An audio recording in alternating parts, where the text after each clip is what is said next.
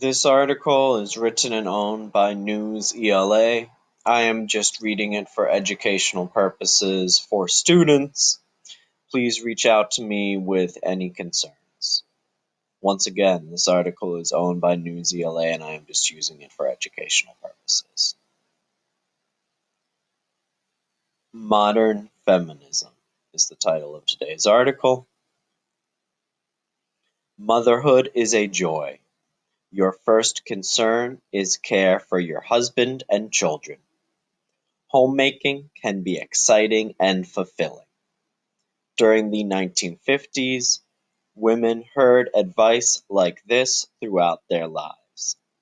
The lifestyle then led many women to leave college early so they could get married and have children. Magazines and television shows reinforced this idea. However, not every woman wanted to wear pearls and bring her husband his slippers when he came home from work. Some women wanted careers of their own. So basically, this little intro is pointing out that in the 1950s, women were expected to stay at home and care for their husband and their children's needs. Not all of them were happy doing this. Some of them wanted to go out and get careers, get jobs of their own. The next part here says being a housewife was not for everyone. In 1963, Betty Friedan published a book called The Feminine Mystique that identified the problem that has no name. While women were making breakfast, driving their children to activities, and entertaining guests, Friedan had the courage to ask, is this all there is? Is this really all a woman is capable of doing? In short, the problem was that many women did not like the traditional role of a housewife. Friedan's book struck a nerve. Within 3 years of its publication, a new feminist movement was born. Feminists wanted women to have the same rights as men. Nothing like this had been seen since women fought for the right to vote in the early 1900s.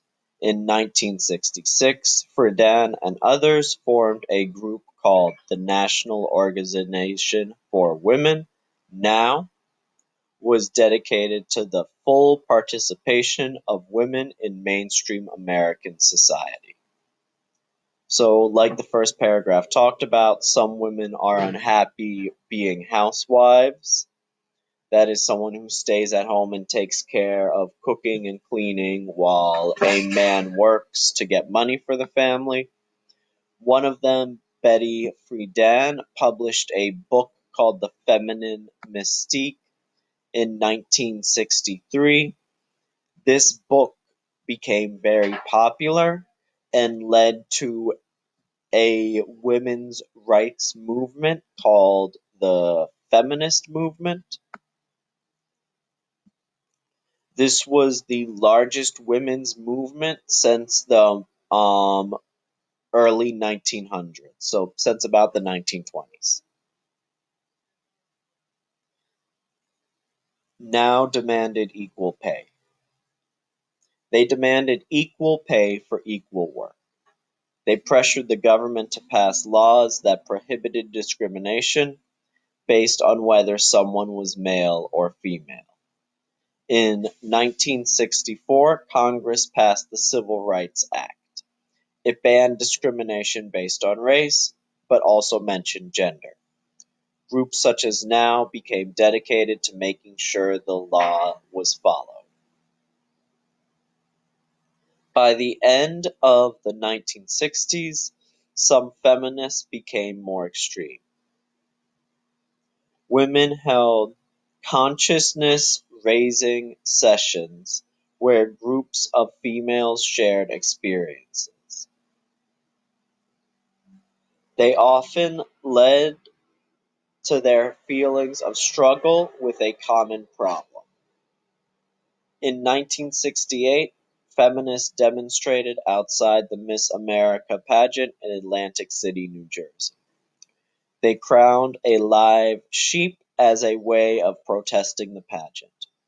Freedom trash cans were built where women could throw away symbols of their mistreatment. These included false eyelashes, hair curlers, bras, and high-heeled shoes. So, what this is saying is the feminist movement made some demands and took some actions. They demanded equal pay for equal work. So they said that men and women should get paid the same amount, which was not happening then and is not equal yet in the United States. They also pressured the government to pass laws that prohibited, so banned, discrimination based on whether someone was male or female. So get the government to pass laws to stop sexism, to stop people being unfair to women. The 1964 Civil Rights Act, which we've talked about before, was one of the laws that Dr. King helped get passed, banned discrimination based on race, but also based on gender, so based on if you were a man or a woman.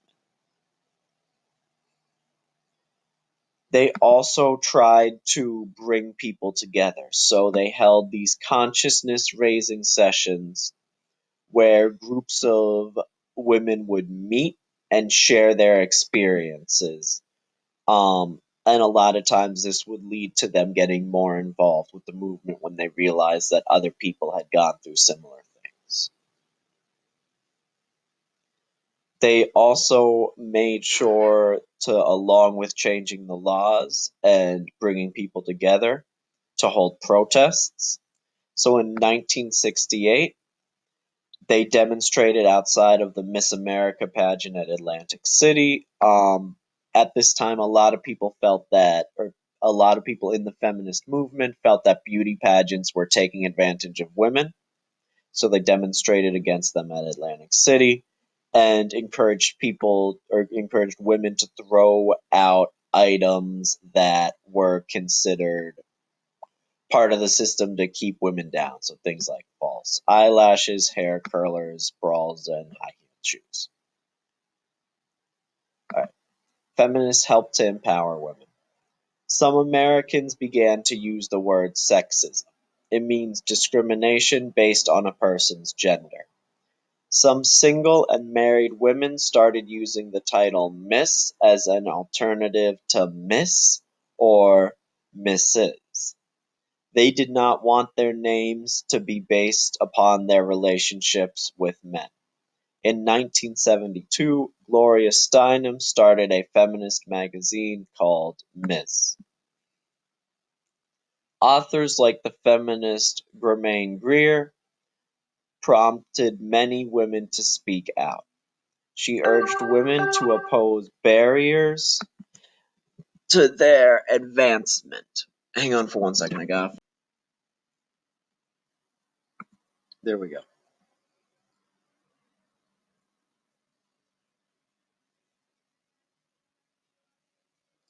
So in 1960, women made up less than 40% of the nation's college classes.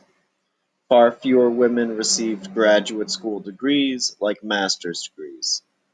In 1961, only 19 women were lawmakers in Congress. For every dollar that was earned by an American male, each working American female earned just 59 cents. By educating the country, changes began to occur. By 1980, women made up the majority of undergraduate students at colleges. More and more women began to choose careers over housework. As a result, women waited longer to get married and have children. Women were now making more money. This gave them the freedom to leave unhappy marriages. Because of that, the divorce rate went up. Supreme Court Justice Ruth Bader Ginsburg thought about her mother while remembering the mood of the women's rights movement. Ginsburg says she hopes her mother would have been proud of her. So in this last section, they mention that they changed the words we use, that the feminist movement changed the words we use. They introduced the idea of sexism, It's like racism for discriminating against women. Um, they also invented the title Miss. So what you call pretty much all of your teachers. Back in the day, there were two options. There was Miss or Mrs. And Mrs. meant you were married, Miss meant you were unmarried. So by coming up with Ms., they came up with a way that a woman's title would not be based on whether she was married to a man or not. This whole chunk right here is pointing out that more women started going to college as a result of the feminist movement. This part here points out that at this time, very few women were in Congress and women were earning less than men. Like we said, that both of these have gotten better but are still not perfect. The final part right here is mentioning that because divorce was easier to get at this time and because women felt like they had a chance to get money without a husband, more people who were in unhappy marriages were getting divorces and leaving husbands they did not feel happy with. Final part is just summing it up. All right, that's it for today. I will talk to you tomorrow.